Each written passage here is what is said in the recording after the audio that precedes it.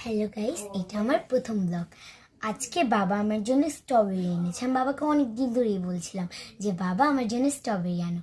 তো আজকে অবশেষে বাবা আমার জন্য স্ট্রবেরি এনেছে। এভাবে আমরা অনেকগুলো স্ট্রবেরি খেয়েছি।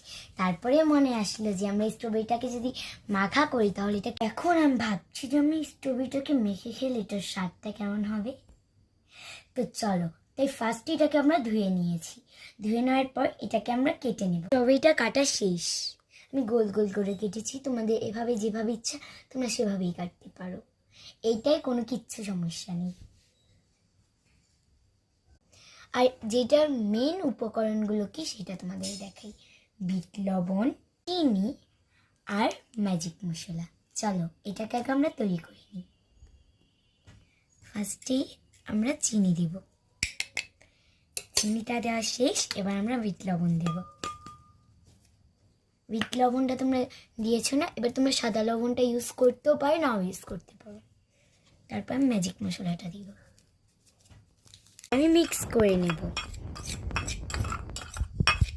তারপর আমরা মিক্স করেছিলাম যেটা, এইটা এখন আমরা কাটে স্ট্রবেরি গুলো।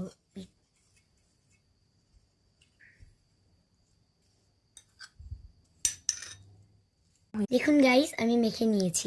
এখন আমি খেয়ে দেখব যে কেমন হয়েছে। আর অনেক টেস্ট হয়েছে, আপনারা ট্রাই করতে পারেন, এটা অনেক ভালো। Bye bye.